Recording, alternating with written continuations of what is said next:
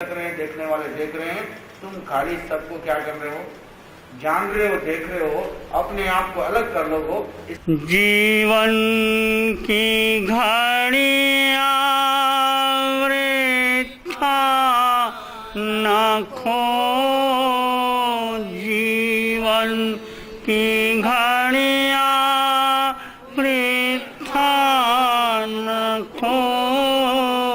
ओम जपो हरि नाम, ओम जपो वीर नाम, ओम जपो नाम का चादर न लंबी तान के सो, चादर न लंबी तान के सो। ओम जपो नामकार, ओम जपो वीर नाम, ओम ही जग का सारे है, जीवन है जीवन आधार। ओम ही जग का सारे है, जीवन है प्रीति न उसकी मन से तजो, प्रीति न उसकी मन से तजो। ओम जपो वीर नाम, ओम जपो प्रभु नाम जपो, ओम जपो अरिहंत। चोला यही है कर्म का, करने को सदा धर्म। चोला यही है कर्म का, करने को इसके बिना ना इसके बिना ना मार्ग को। ओम जपो कार जपो, ओम जपो हरि नाम। जीवन की घड़ियां वृथा न खो, जीवन की घड़ियां ओम जपो वीर नाम, ओम जपो प्रभु नाम। चादर न लंबी तान के सो, चादर न लंबी तान। ओम जपो वीर नाम। मन की गति ईश्वर की ओर डाली, मन की गति ईश्वर की ओर धोना जो चाहे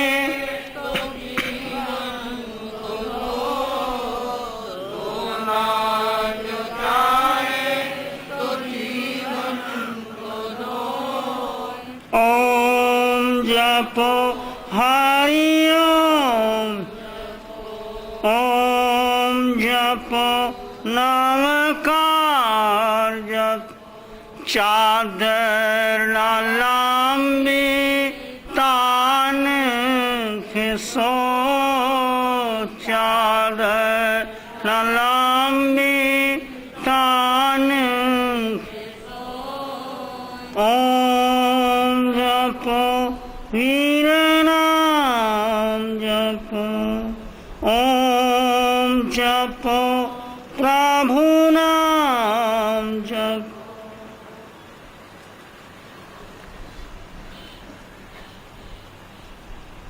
ओंकार का जप, ओंकार की ध्वनि, ओंकार का नाच जीवन में बहुत ही महत्वपूर्ण स्थान रखता है। ओंकार शब्द को संसार के सभी धर्मों ने, धर्माचार्यों ने माना है और किसी बात में मतभेद हो सकता है, किसी सिद्धांत में, किसी आचार विचार की पद्धति में ओंकार के बारे में हर परंपरा में, धर्म में महर्षि जनों ने उसको स्वीकार किया है। उपनिषद के ऋषि मुनि ओंकार को सर्वोपरि मानते हैं। गायत्री मंत्र में नवकार ओम आता है।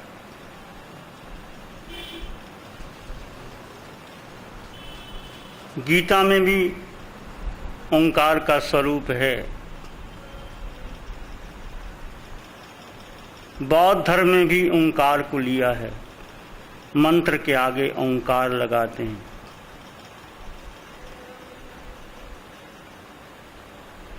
सिख धर्म में एक ओंकार सतनाम ग्रंथ साहब की वाणी का पहला ही सूत्र सार भरा हुआ। एक ओंकार सतनाम कर्ता पुरख निर्भयु निर्विकार आजोनी अमूर्त स्वयंभू गुरु प्रसादी। एक है ओंकार, उसका नाम है सत्य। कर्ता पुरख वही पुरुष है, वही करने वाला है। निर्भय कोई भय नहीं उसको, निर्विकार कोई विकार नहीं। आजोनी स्वयंभू है, वो उत्पन्न नहीं होता, स्वयंमेव में है।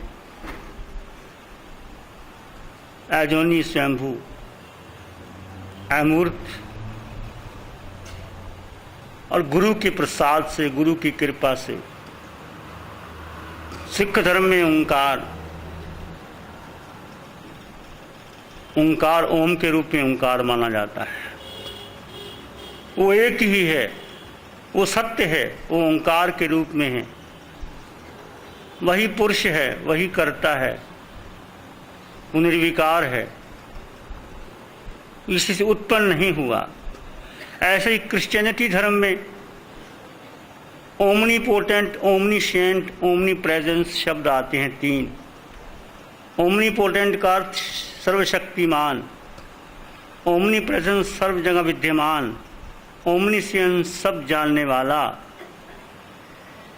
ओमनीपोटेंट के आगे ओम, ओमनीशिएंस के आगे ओम, ओमनीपोटेंट के आगे ओम, ओम लगता है। मुस्लिम धर्म में आमीन शब्द आता है, आमीन। तो आमीन कहो, ओमीन कहो, ओंकार कहो, ओम कहो, ये ओंकार का ही भेद है। जैनाचार्यों ने हर मंत्र के आगे ओंकार को लगाया है। आचार्य भगवान आत्माराम जी महाराज साहब ने आचारांग सूत्र में ओम शब्द को पंच परमेष्टि का वाचक माना है। इससे पहले भी ग्रंथों में ओम शब्द आता है। पंच परमेष्टि में अरिहंत, सिद्ध, ऐशरीरी, अकास्वर दीर्घी आ हो गया। आचार्य का आ ले लिया, उपाध्याय का ऊ और साधु मुनि का म। ये सब संधि करके ओम शब्द बनता है। ओम में पंच परमेष्टि हो जाता है।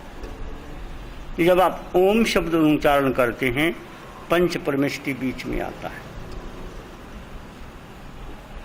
ओंकार क्या है? वास्तव में एक ध्वनि है। ओंकार एक ध्वनि है। ये तब प्रकट होती है जब व्यक्ति अपने शरीर के पार कुछ अनुभव करने लग जाता है। पहले आप ओंकार बोलते हैं, फिर भीतर प्रकट होती है। प्रकट होते होते आपको अपना अनुभव आने लग जाता है। उस समय जिसको आप अनहद नाद भी कहते हैं, अनहद नाद अपने आप भीतर होता है। ये उस अनहद नाद के रूप में ध्वनि प्रकट होती है। जरूरी नहीं कि वह ओंकार के रूप में ही हो, वो ध्वनि किसी भी रूप में प्रकट हो सकती है, लेकिन वस्तुतः वो ओम ही है। कोई भी ध्वनि जब आप ध्यान करते करते गहरे चले जाते हैं, मन के पार, शरीर के पार चले जाते हैं, ध्वनि अपने आप भीतर प्रकट होती है। वो किसी रूप में प्रकट हो, उसको ओंकार ही कहा जाता है। सुनने में सभी ध्वनियाँ अलग अलग हो दिखाई पड़ती हैं, लेकिन मूल में उन सभी ध्वनियों की गुणवत्ता एक ही है। अलग, जैसे अमीन कहो, ओमिन कहो, ओंकार कहो, ओम कहो, सुनने में अलग अलग लगती हैं, परंतु उन सभी ध्वनि की गुणवत्ता एक ही है। ध्वनि की इस विशेष गुणवत्ता का नाम ओम है। जैसे आपने कहा फूल, फूल का अर्थ है उसमें सुगंध है, उसमें कोमलता है, उसमें हल्कापन है, उसमें प्रांजलता है, उसमें शुभ्रता है, उसका वजन नहीं है, वो हल्का है। फूल कहते ही सारे गुण आप स्वयं आ जाते हैं। फिर आप पर्टिकुलर फूल कहते हैं, गुलाब का फूल, चमेली का फूल, गेंदे का फूल, जूही का फूल, अलग अलग फूलों की अलग अलग फिर उसकी रंग हैं, उनकी खुशबू है, उनकी आकृति है, उनकी बनावट है, उनकी पत्तियां हैं, पत्तियां के बीच में न्यूक्लियर है, उसका पराग है, वो अलग अलग विशेषण। तो अलग अलग ध्वनियाँ चाहे प्रकट होती हैं, उनकी गुणवत्ता, उन सब का नाम ओम है। इसी प्रकार ओम जब आप ध्यान करते हैं, ध्यान शाम को आपको ओंकार बुलाया जाता है।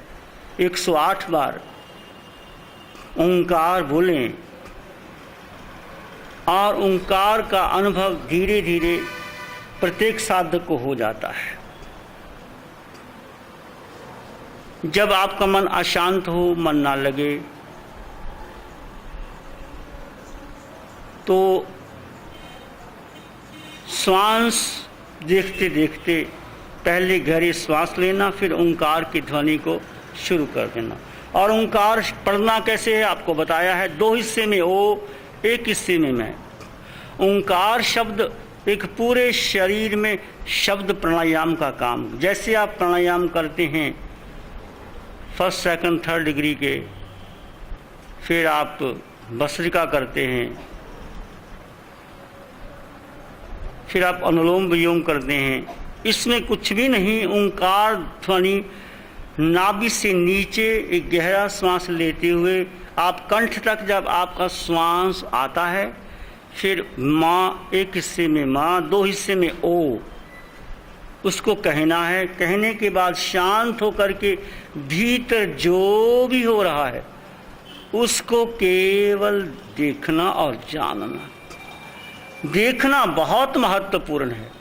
साक्षी भाव से, समता भाव से, जागरूकता भाव से केवल देखना और जानना, ये बहुत बहुत महत्वपूर्ण है। देखो और जानो। तो ओंकार कैसे लेंगे एक बार मैं बता देता हूँ। वैसे आपने किया है, एक लंबा गहरा श्वास कर लिया, आंखें बंद, कमर पीठ गर्दन सीधी कर ली और एक लंबा गहरा श्वास लेते समय ओंकार का उच्चारण करना है। पूरे श्वास में एक ओंकार, श्वास भरा धीरे धीरे, 2 हिस्से में ओ और मैं आते ही गले से ऊपर। ये पूरा आपका सिर का सारा हिस्सा गले से लेकर वाइब्रेट हो जाता है। ये सारी प्राण शक्ति ऊर्जा आपके सिर से लेकर पांव के अंगूठे तक हो जाती है। ये तीनों ही प्राणायाम हो जाते हैं इसके अंदर। तो आप देख ली कैसे ओंकार बोलना है।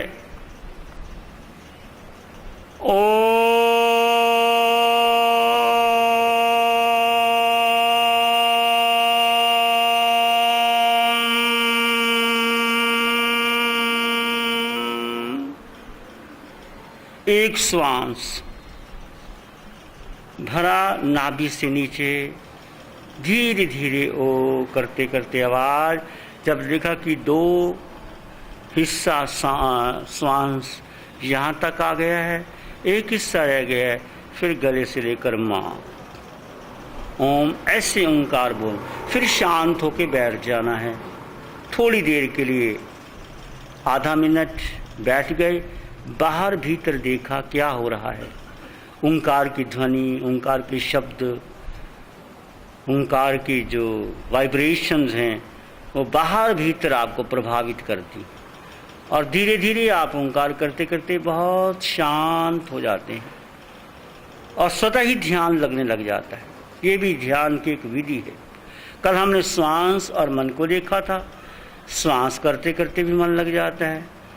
ओंकार की ध्वनि बोलने से आप शांत होकर बैठ जाएं, और जितना आपका मन करे 21 बार, 51 बार, 108 बार, 11 बार, जितना आपका मन करे कि बस अब ध्यान लगने ही वाला है, मन शांत हो गया है, आप शांत होकर बैठ जाएं। फिर कुछ नहीं करना, जो होता है होने दे। विचार आते हैं, मन कहीं जाता है, बहुत ऊपर नीचे संकल्प होने दे, जो होता है होने दे।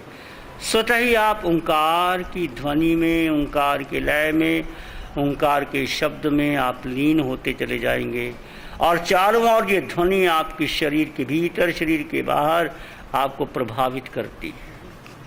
ये स्वतः आप जब ध्यान करेंगे तो आपको अनुभव आता है। जैन दर्शन में, जैन धर्म में आचार्यों ने देखा कि ये बाहर की ओंकार की ध्वनि इस आंतरिक ध्वनि हेतु भूमिका तैयार करती है। जैसे आप ओंकार बोलेंगे तो एक ये बाहर की ध्वनि है, भीतर की ध्वनि के लिए भूमिका त्याग करती। जैसे माँ बच्चे को पकड़ करके चलना सिखाती है, माँ तो केवल एक निमित्त मात्र है, अंगुली पकड़ती है। बच्चा अपने पांव और अपनी टांगे और घुटने के बल पे चलता है। यदि बच्चे की घुटने में, टांगों में बल ना हो, शक्ति ना हो, तो माँ अकेली अंगुली कब तक पकड़ती रहेगी। माँ की अंगुली पकड़ना एक सहारा मात्र है, और फिर धीरे धीरे देखा माँ उंगली भी छोड़ देती है। जब बच्चा चलने लगता है, दूर खड़ी हो जाती है, और माँ कैसे चलना सिखाती है, दूर खड़ी हो जाती है, बच्चा खड़ा होता है, कहती राजा बेटे आजा, राजा बेटे आजा। बच्चा धीरे धीरे आता है, गिरता है, आता है, ऐसे चलना सिखाती है। तो उंगली पकड़ना एक केवल माँ का एक निमित्त मात्र है, ताकि बच्चे को चलना आ जाए, परंतु बच्चे की अपनी शक्ति है, अपना बल है, उसके घुटने में, उसके पिंडलियों में, उसके पाँव में शक्ति होती है, फिर वो चलना सीखता है धीरे धीरे। ऐसे आचार्यों ने, जैन आचार्यों ने देखा कि बाहर की ओंकार की ध्वनि बहुत प्रभावशाली है अंतर की ध्वनि को प्रभावित करने के लिए। इसलिए उन्होंने बाहर की ध्वनि को जोड़ा, ताकि आपकी अंतर की ध्वनि स्वयमेव आपको दिखाई दे जाए। निरंतर निरंतर आप ओंकार की ध्वनि करेंगे, फिर अंतर की ध्वनि चलने लग जाएगी स्वतः ही। फिर आप मस्त होकर के ध्यान में बैठ जाएंगे। थोड़ा प्रयास करना पड़ता है। जैसे माँ थोड़े दिन बच्चे को उंगली पकड़ती है, रोज रोज उंगली नहीं पकड़ती। यदि रोज उंगली पकड़े और उंगली छोड़े ही ना माँ, तो बच्चे की दुश्मन बन जाती है, बच्चे को चलना ही नहीं आता। बच्चा अपने पाँव पर, अपने घुटने पर, अपने पिंडलियों की बल चलता है तो उसको ताकत आती है, वो ताकत ले लेता है। ऐसे ही बाहर की ध्वनि जैसे बोलते हैं वह अंतर की ध्वनि को प्रभावित करती है और अंतर की ध्वनि आती है। एक ध्वनि ओंकार की बाहर की है, एक ध्वनि आपके भीतर की है। वो है ही जब आप मन के पार, शरीर के पार चले जाते हैं, अपने आप आते। जैसे आप कुआं लगाते, कुएं का पानी कोई ऊपर से थोड़ा ही आता है।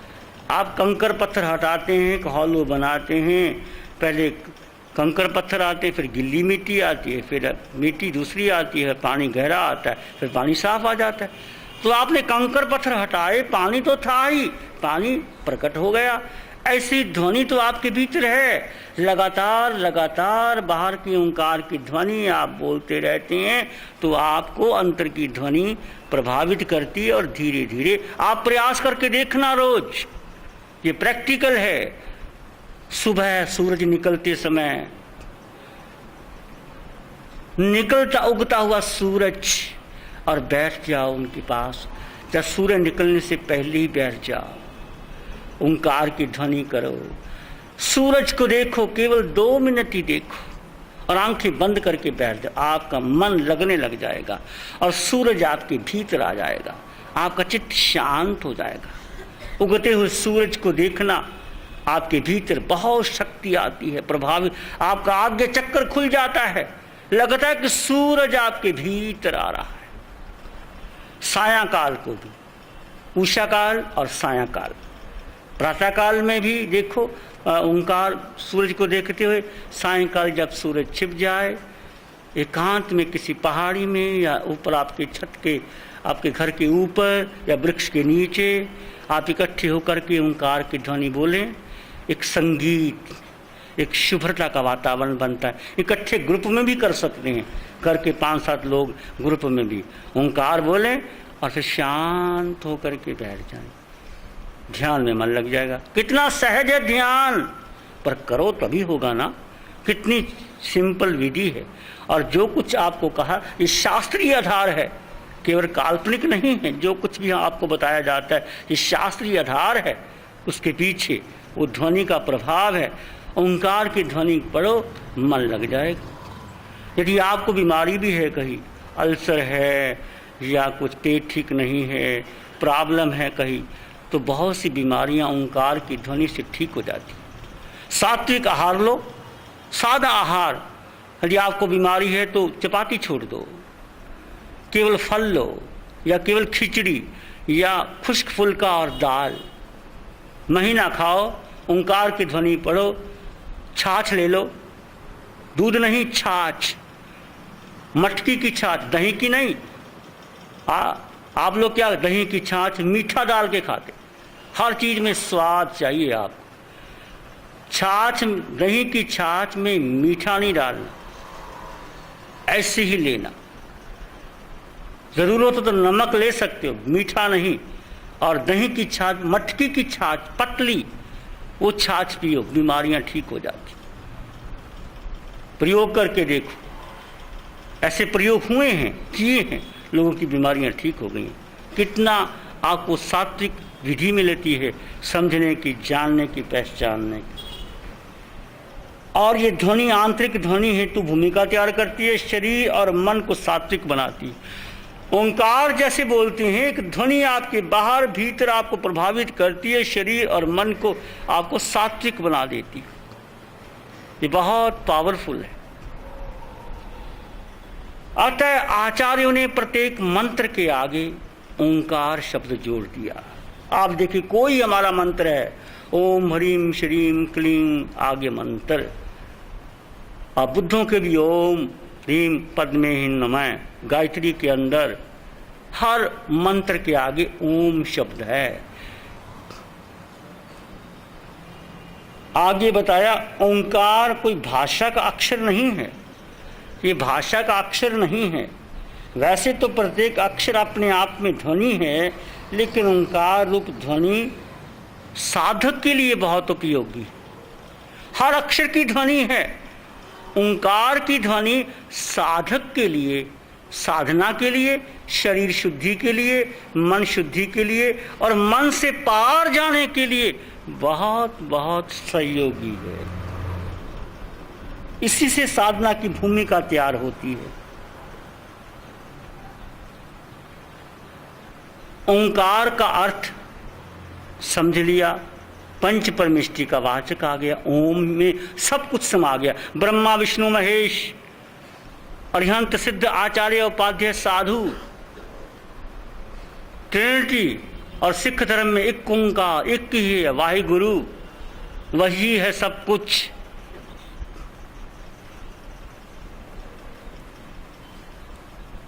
इसलिए ओंकार कैसे करना, मैंने जैसे बताया आपको, प्रथम गहरा सांस लेना, साथ 2 अक्षर कहना, ओ अलग हो गया, मैं अलग कर लिया। ओ कहते कहते, जैसे ओ कहते कहते मैंने बताया आपको गले तक आ गए, फिर मैं कहना। ओ को 2 हिस्से में कहना, मैं को 1 हिस्से में कहना। यदि कोई व्यक्ति दूसरा कुछ भी ना कर सके तब गहरे श्वास के साथ इस ओंकार का उच्चारण करे।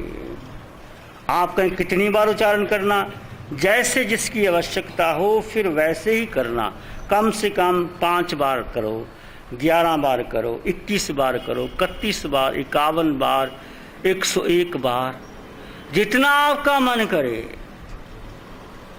101 बार एक माला हो जाती है, और कोई 25-30 मिनट में हो जाता है। 1 घंटे का आप समय करते हैं ओंकार का उच्चारण करके, एक माला 108 बार कर लीजिए, आधा घंटा ध्यान कर लीजिए, शांत होकर बैठ जाइए, समता अपने आप आती रहे। तो कितनी एक सिंपल विधि है आपकी। इसमें कोई पढ़ने लिखने की जरूरत नहीं है कि पढ़े लिखे हो, शास्त्र के जानकार हो, कोई भी ओंकार की ध्वनि कर सकता है, जिसको ना पता हो। तो जैसे इसके आचारांग में आचार्य भगवान ने बताया कि जैसे 3 लोक हैं, आपको बताया आय चक्षु लोक विपस्सी जे लोगं अधो भागं अहो भागं जानाई, ऊर्ध्व भागं जानाई, त्रियंग भागं जानाई, ऐश्वीरे प्रशंसिए जे बद्धे परिमोइए। ये ध्यान का सूत्र बताया था उस दिन। तो इस ओंकार को भी ओ और माँ, ओ में ऐलिया, एक अर्थ अधोलोक नीचे, ये 7 नरक अधोलोक। ऊ का अर्थ ऊर्ध्वलोक जो ऊपर, ज्योतिष चंद्रमा के आगे 26 देवलोक हैं और अप्रमोक्ष ऊर्ध्वलोक। और मैं मध्यलोक, ये तिरछा अधोलोक, मध्य ऊर्ध्वलोक और मध्यलोक। ऐ ऊ और मैं ओम बन गया, ये भी ओंकार प्रतीक हो गया।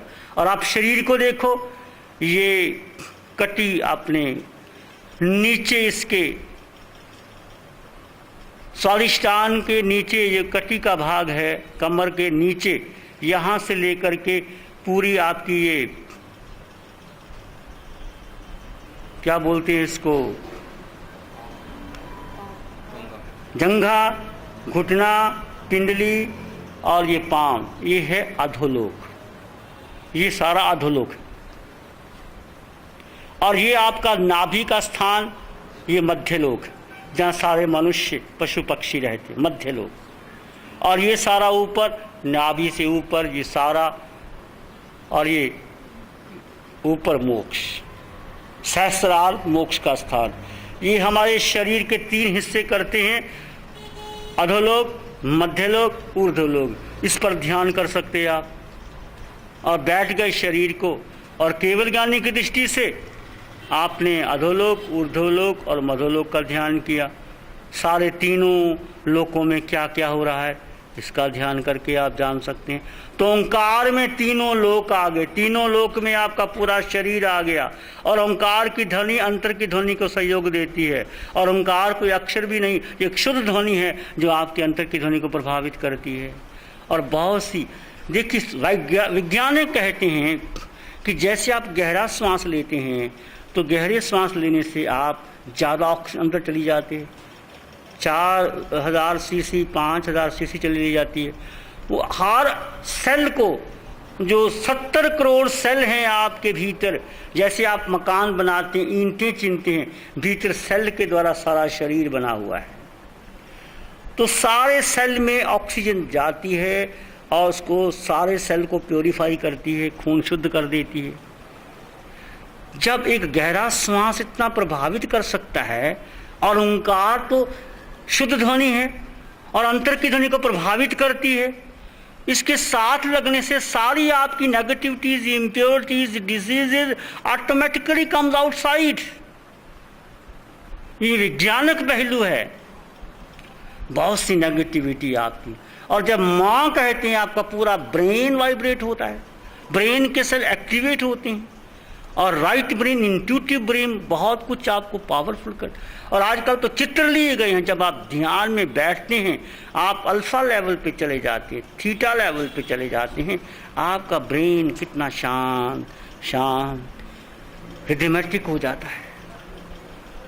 एक्सरे में जो उसका क्लियर फोटोग्राफी में अपने चित्र देख सकते हैं ध्यान के बाद आपकी कैसी शांत, जैसे आप हार्ट की वाइब्रेशन ईसीजी लेते हैं ऐसे ब्रेन की पूरे शरीर की ली जा सकती है। और जब आप गहरा श्वास लेके ओंकार बोलते हैं सारा शरीर वाइब्रेट होता है, और वाइब्रेट होने के साथ वो सारे सेल को खून प्योरीफाई करता है, साथ में ध्वनि जाती है, 10 गुना इफेक्ट बढ़ गया आपका। ये है प्रभाव ओंकार का। फिर मेरे कहने से नहीं, करके देखो। शास्त्र की बात आप करके देखो, ओंकार की ध्वनि कितना आपको अच्छा लगता है। तो जैसे जिसकी, जब आपको बहुत आपका मन ना लगे या शांत हो जाओ, थक गए हो, फैक्ट्री से जा कर के काम करते, कुछ नहीं करना, बैठ करके 11 बार 21 बार 31 बार 51 बार ओंकार का ध्यान करो और बैठ जाओ, आपका मन लग जाएगा, शांत हो जाएगा, सारा कचरा निकल जाएगा। कितनी सिंपल है बात, करो तभी है ना। तो कुछ लोग कहते हैं जो क्रियाकांड करते हैं, कहते हैं ओंकार तो हमारे शास्त्र में आता नहीं, वो कहते हैं तो मिथ्यात्व है। ऐसे भी हैं। हमारे जालना शिविर में थे, बहन को एक नाम ओंकार करवाया, उसकी सहेली ने दीक्षा ली थी, वो उनके पास गई कि देखो महासती जी मैं आपको ओंकार का ध्यान सिखाती हूँ, कितना अच्छा। वो कहते ना ना ना ना, हमारे यहाँ तो बोलना भी पाप है, ओंकार मिथ्या तो लग जाएगा। कैसे लोगों ने अपने आप को बांध के रखा है, ओंकार बोलना भी मिथ्यात्व है। क्या कि आचार्य भगवान आत्माराम जी सिद्ध कर रहे हैं, पंच परमेष्टि की वाणी है। खैर हमने कहा उनका भला हो, मंगल हो, क्या कर सकते, हम तो मंगल की कामना कर सकते हैं। कोई आंखें बंद कर ले कि सूरज है ही नहीं, उल्लू का सूरज है ही नहीं, आंखें बंद कर ली तो सूरज थोड़ा बंद हो जाएगा। इस तरह से भी लोग कितने अंधकार में पड़े हैं। ओंकार बोलने से मिथ्या तो लग जाएगा, फिर तुम कितना कुछ बोलते हो दिन भर में, कितनी बातें करते हो। ओंकार शुद्ध ध्वनि है, पंच परमेष्टि का वाचक है, सभी धर्मों ने स्वीकार किया है। पूरे तीनों आपके शरीर के ऊपर से, सिर के सिरे से पाम के अंगूठे तक वाइब्रेशन आपको मिलती है, लाभ मिलता है, फिर भी मिथ्यात्व लगता है। मुझे समझ में नहीं आती क्या मिथ्यात्व की परिभाषा और क्या मिथ्यात्व की परिभाषा नहीं। आपको भी कोई कह सकता है, इसलिए मैंने आपको एग्जाम्पल दे दिया है। कोई ना माने तो मेरे पास ले आना।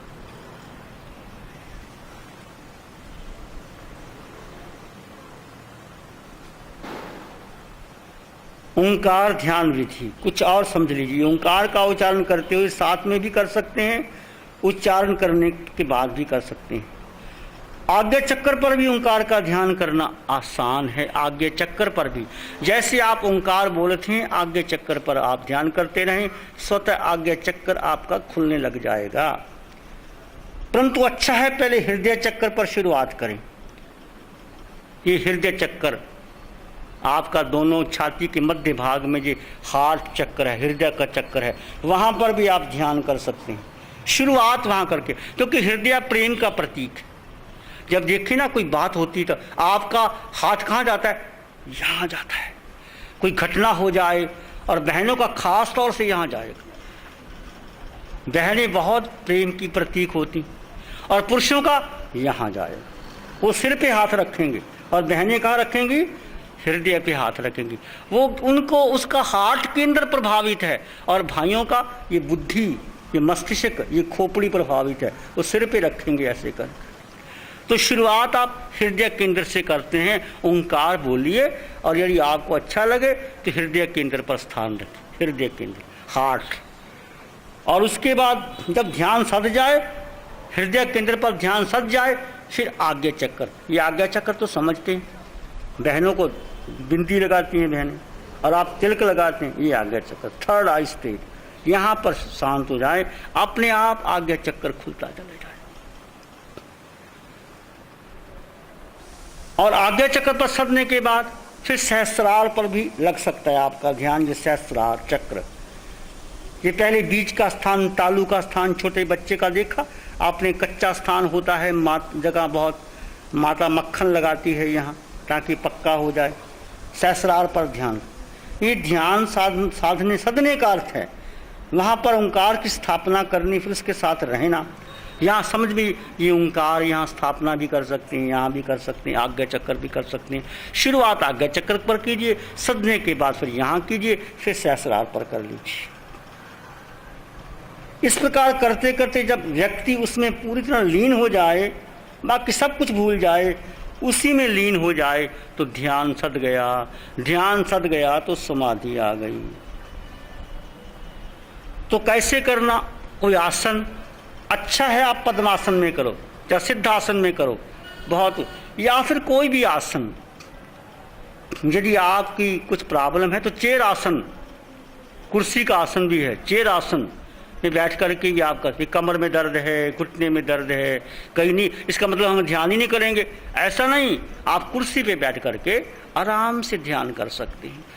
यदि आपका शरीर स्वस्थ है तो पद्मासन लीजिए, पद्मासन, अर्ध पद्मासन या सुखासन, फिर या कोई आसन जिसमें आप घंटा बैठ सकते हैं, वो आसन भी आप चूज कर सकते हैं। ज्ञान मुद्रा में भी बैठ सकते हैं, ऐसे करके तीनों उंगलियां सामने, ऐसे भी बैठ सकते हैं, ऐसे करके भी बैठ सकते हैं, जैसे आपको ज्ञान मुद्रा में। और सिर का पिछला भाग, गर्दन, रीढ़ की हड्डी सीध में होनी चाहिए। मैंने कल बताया था, झुकना, हमारी आदत है झुकने की। सिर का सिरा, गर्दन का भाग और रीढ़ की हड्डी, spinal cord erect straight word, ऐसे जैसे कि जवान को मिलिट्री कमांड खड़ा होता है। जवान तो टेंशन में आ जाता है, आप टेंशन में नहीं, आप मुस्कुराते रहेंगे, भीतर एक आनंद अहोभाव, चेहरे पे मुस्कुराहट, चेहरा गुलाब की तरह खिला होना चाहिए, अंग अंग में मुस्कुराहट रहे, पर ये कमर, पीठ, गर्दन सीधी और आंखें बंद। इसमें इस प्रकार ओंकार का ध्यान होता है। थोड़ी आंखें बंद भी कर सकते हैं, हल्की मूंदी भी कर सकते हैं, और चेहरे पर स्माइलिंग फेस बहुत ज़रूरी है। पहले कुछ श्वास को शांत करना, शुरुआत में जैसे कल बताया, श्वास लेना, 2-4 मिनट श्वास लेना, गहरा श्वास लेना, फिर मन चित्त को एकाग्र कर लेना, फिर लंबा गहरा श्वास भरें, श्वास को सहस्रार चक्कर से लेकर के मूलाधार तक ले जाएं। ये निचला 7 चक्कर लास्ट में है सहस्रार और ऊपर है, नीचे है मूलाधार और सहस्रार। इतना ध्वनि आपकी एक काल में, जैसे आपको बताया ओम के उच्चारण में 2 भागों में बांटना, 2 भागों में एक रहो, ध्यान को पूर्णतः अपनी ध्यान केंद्र पर ले आए। ओ को मूलाधार से शुरू कर, नीचे से केंद्र से शुरू करना है। ओ कहते नीचे मूलाधार से शुरू करना है, और मूलाधार को आप एक बार देख लें संकुचन प्रसारण करके, जो नीचे का स्थान मूलाधार का, ओ से शुरू करते करते चक्कर सुषुम्ना नाड़ी से छोड़ते हुए अनाहत चक्र तक, फिर काल्पनिक करते हुए आज मुख को बंद करके मैं की ध्वनि भ्रमर की तरह, जब मैं बोलते तो मुंह बंद कर, सारा आपका मुंह वाइब्रेट हो जाता है। आप ध्यान करेंगे, आपको बताएंगे प्रैक्टिकल करके, भ्रमर की तरह करते हुए सहस्रार तक ले जाएं, पूरा श्वास छोड़ दें। इस ध्वनि को अधिक से लंबा प्रयास करने का कोशिश करें। ये क्या, इसका लाभ क्या है? ये एक नाद योग है जो मानव नाड़ी संस्थान को शांत करता, पूरे आपके नर्वस सिस्टम को प्योरीफाई करता है और शांत करता है नर्वस सिस्टम। ये ओंकार का ध्यान, इससे एकाग्रता आती है और सुषुम्ना नाड़ी आपकी पिछली स्पाइनल कॉर्ड सुषुम्ना नाड़ी एक्टिवेट हो जाती है और सारी ऊर्जा मूलाधार से ऊपर सुषुम्ना नाड़ी से जाती है और नाड़ी एक्टिवेट हो जाती है, प्रभावित हो जाती है। आज्ञा चक्र को जागृत करने में नाद योग विशेष रूप से सहायता करता है। आज्ञा चक्र को जागृत करने में पहले हृदय चक्र, फिर आज्ञा चक्र, फिर सहस्रार चक्र, फिर सुषुम्ना नाड़ी को प्रभावित करती है। यह ओंकार ध्यान का विज्ञान जो बहुत ही संक्षेप में मैंने आपके सामने रखा है। आगे एक सोहम ध्यान, हम सोहम ध्यान भी करवाते हैं। जो ध्यान शिविर में आते हैं वैसे उनके लिए है ये, पर थोड़ा आपको बता दें, अभी आपने जब तक आप ध्यान शिविर नहीं करेंगे तो सोहम ध्यान नहीं करना। तो ध्यान शिविर करें वही सोहम ध्यान कर सकते हैं, क्योंकि उनको विशेष उस विधि से गुजारा जाता है। जैसे बीज को भूमि में डालने के लिए पहले भूमि तैयार की जाती है, फिर बीज डाला जाता है। ऐसे बीज फेंक दो तो नहीं समझ में आएगा। इसलिए आप केवल सुन सकते हैं। सोहम ध्यान वही करेंगे जिन्होंने ध्यान शिविर किया है 3 दिन का, इसलिए उनके लिए बहुत उपयोगी है सोहम ध्यान। सोहम क्या है? ये भी एक स्वाभाविक ध्वनि है, ये अक्षर नहीं है।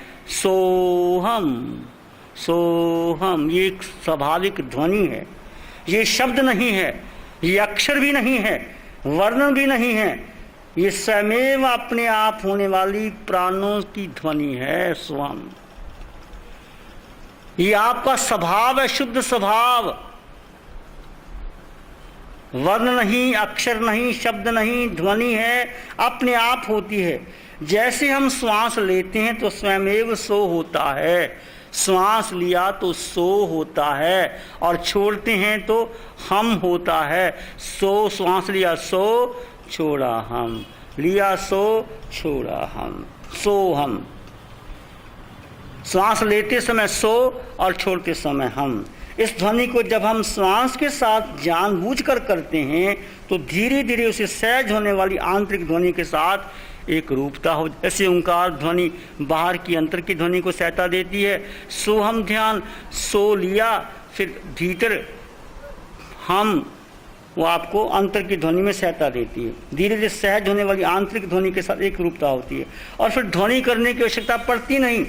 आप अपने आप शांत हो जाते हैं, उस ध्वनि के साथ एकाग्र रूप हो जाते हैं, या ध्वनि में हो जाते हैं। फिर करते करते धीरे धीरे ध्वनि भी छूट जाती है और हम प्राणों से परे शून्य में चले जाते हैं, जो हमारा स्वरूप है।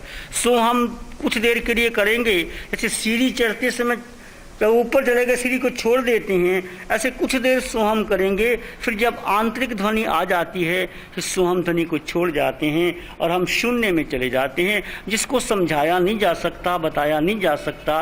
ये तो केवल किया जाता है। स्वयं जब आप समाधि में जाते हैं तो शून्य में चले जाते हैं। शून्य एक शब्द कह दिया, इसको आप समझ नहीं पाएंगे।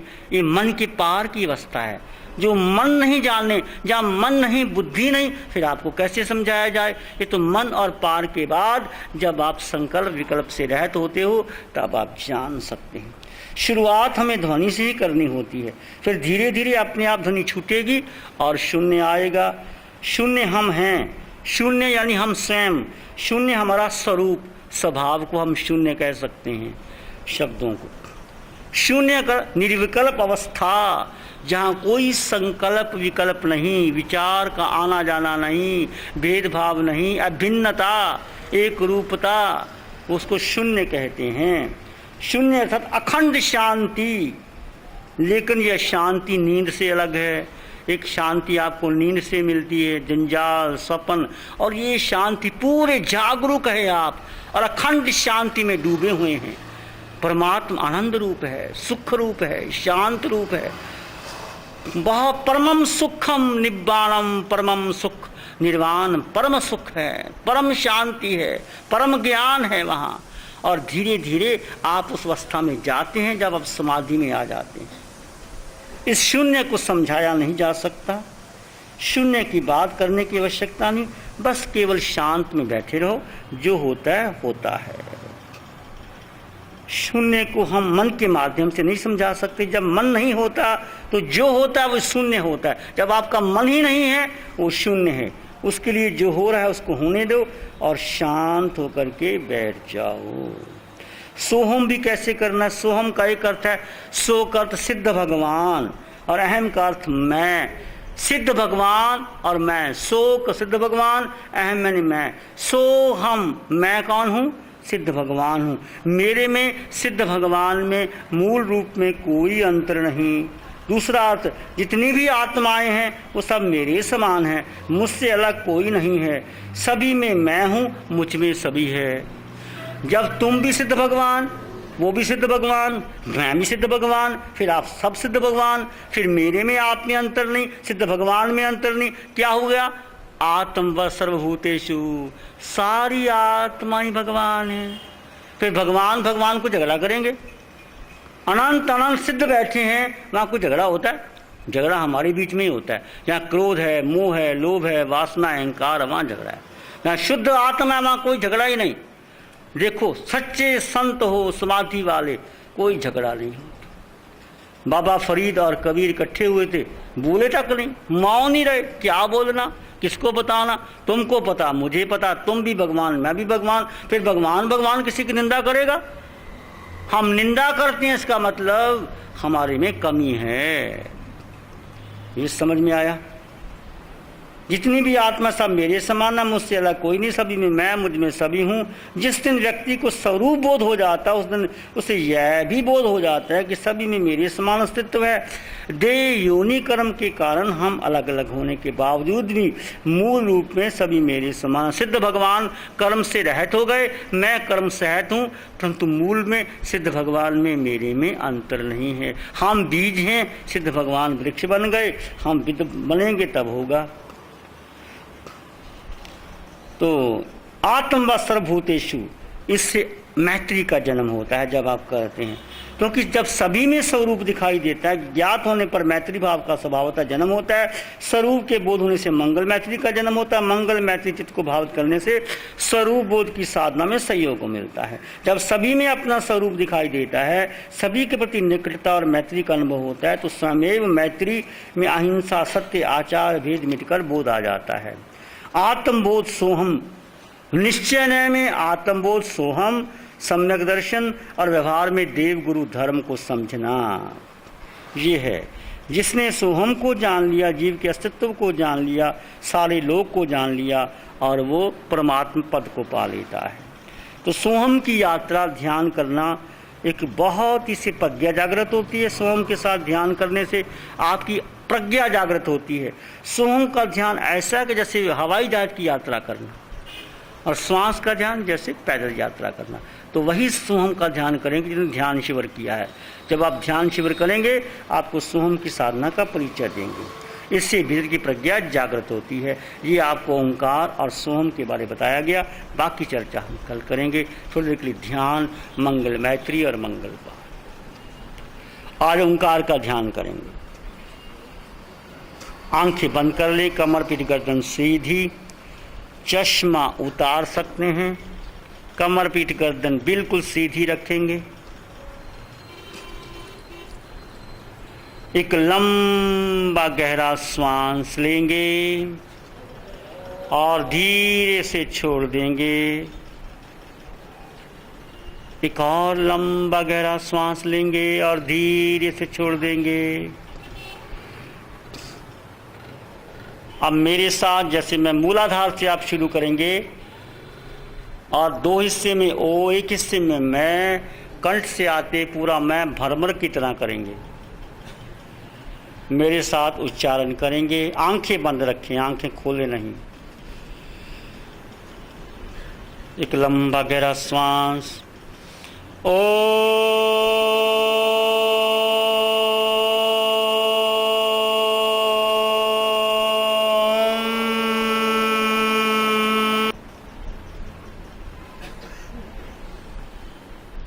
शांत होकर के ओंकार की ध्वनि का बाहर भीतर अनुभव कर।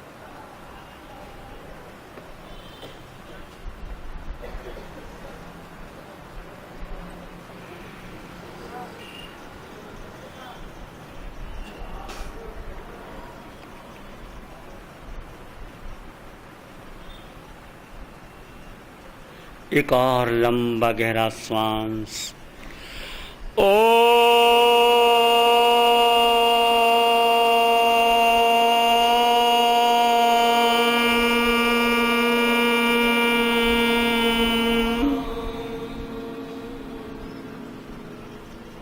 पूरा शरीर वाइब्रेट। कोई साधक साधिका आंखें मत खोलें। इस ध्वनि के बाहर भीतर अनुभव करें, आत्मसात करें।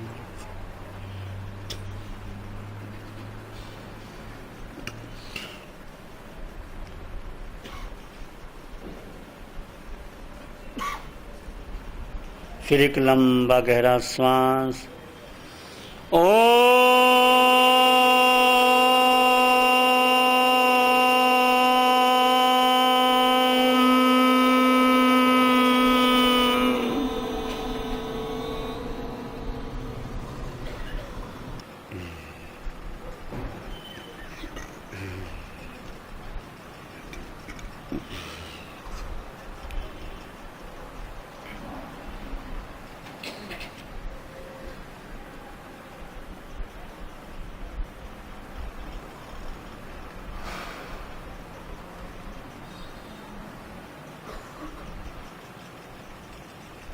फिर एक लंबा गहरा श्वास।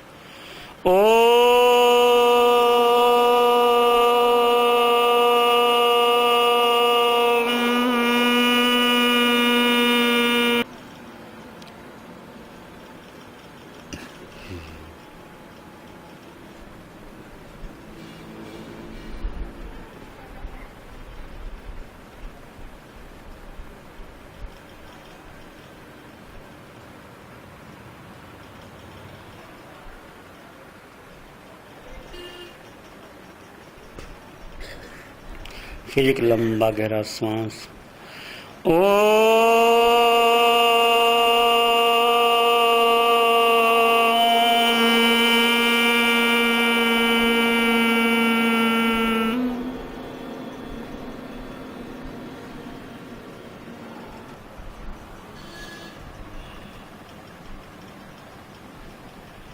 इस ध्वनि को आत्मसात करें। जो भी हो रहा है उसको होने दें। और शरण नहीं, एक शरण है धर्म की, और शरण नहीं सत्य वचन के तेज से। जन जन मंगल तेरा मंगल, सबका मंगल। धर्म धर्म तो सब कहें, धर्म न जाने को। धर्म धर्म तो सब कहें, धर्म न जाने। शुद्ध मन का आचरण सत्य धर्म है सोए। निर्मल मन का आचरण सत्य धर्म है सोए।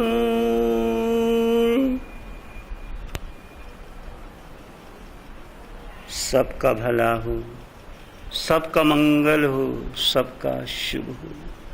नमो अरिहंतानं, नमो सिद्धानं, नमो आयर्यानं, नमो उपाध्यायानं, नमो लोय सत्साहुनं।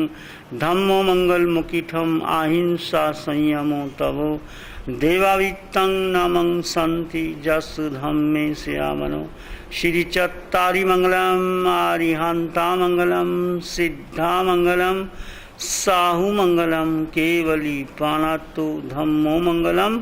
चत्तारि लोग उत्तम, आरिहंता लोग उत्तम, सिद्धा लोग उत्तम, साहु लोग उत्तम, केवली पानातो धम्मो लोग उत्तम। चत्तारि शरणं प्रव्रजामि, आरिहंत शरणं सिद्धे शरणं साहू शरणं केवली प्रणतं धम्मं शरणं चारे शरण दुःखहरण जगत में और नहीं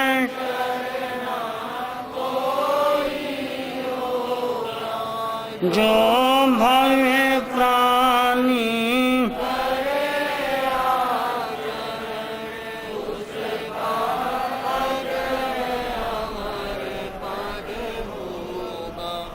उससे का सदा ही मंगल। आना आना शिव चरणों में नित्य निरंतर आना आना आना आना आना शिव चरणों में नित्य निरंतर आना आना आना पर्व प्रयूषण आ पहुंचा है जप तप ठाठ लगाना आना आना आना आना शिव चरणों में नित्य निरंतर आना आना आना पर्व प्रयूषण आ पहुंचा है जप तप ठाठ लगाना आना आना सोते जगते खाते पीते सारा जीवन बीता है खोते सोते जगते खाते पीते सारा जीवन बीता है आत्म घट में झांक के देखो जन्मों से ये रीता है आत्म घट में झांक के देखो जन्मों से ये रीता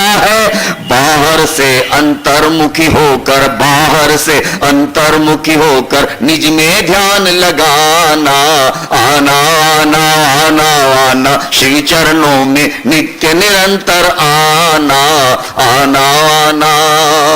परिशन पर्व में हमको क्या करना है कि बेले तेले तप एकांतर आइन बिल तप की झड़ी लगे बेले तेले तप एकांतर आइन बिल तप की झड़ी लगे पर्व 28-11 से है 28 की लड़ी सजे पर्व 28-11 से है 28 की लड़ी सजे त्याग सपैसा त्याग तपस्या संयम कर कर त्याग तपस्या संयम कर कर अपने कर्म खपाना आना आना त्याग तपस्या संयम कर कर अपने कर्म खपाना आना आना।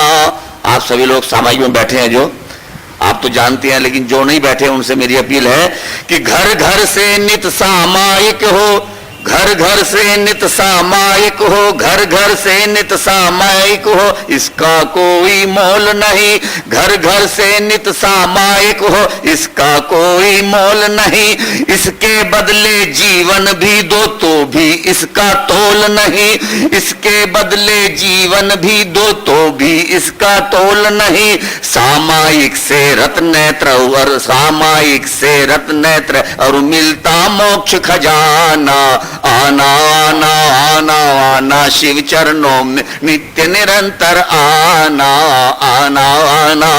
और अभी महाराज श्री जो प्रवचन में फरमा रहे थे कि ध्यान शिविर में महावीर की ध्यान साधना करनी है ध्यान शिविर में महावीर की ध्यान साधना करनी है तन मन की व्याधि चिंता को ध्यान से करके हरनी है तन मन की व्याधि चिंता को ध्यान लगा कर हरनी है ध्यान योग से करोगे जो भी ध्यान योग से करोगे जो भी लक्ष्य वही सद जाना आना आना ध्यान योग से करोगे जो भी लक्ष्य वही सद जाना आना आना।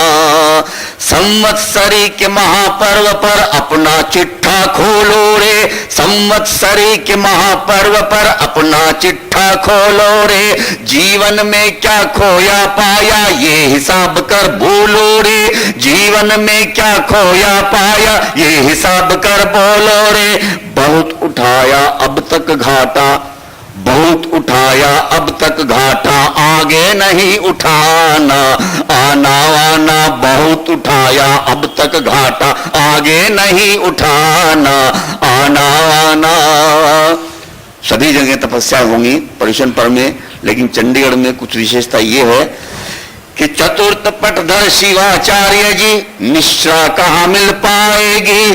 चतुर्थ पटधर शिवाचार्य जी निश्रा कहाँ मिल पाएगी। श्री शुभ जी जगा रहे हैं ज्ञान कली खिल जाएगी। श्री शुभ जी जगा रहे हैं ज्ञान कली खिल जाएगी। कौशल्या सम दया क्षमा से, कौशल्या सम दया क्षमा के दरिया सदा बहाना। आना आना आना आना शिव चरणों में नित्य निरंतर आना। आना आना। चंडीगढ़ में धूम मची है बच्चा बच्चा जुटा यहाँ। चंडीगढ़ में धूम मची है बच्चा बच्चा जुटा यहाँ। महावीर युवक मंडल खुद मुस्तैदी से लगा यहाँ। संघ समाज की यही विनय है, संघ समाज की यही विनय है, संघ समाज की यही विनय है। चढ़ते भाव बनाना। आना आना आना आना शिव चरणों में नित्य निरंतर आना। आना आना। पर्व प्रयोषण आ पहुंचा है जब तप ठाठ लगाना। आना आना आना आना शिव चरणों में नित्य निरंतर आना। आना आना।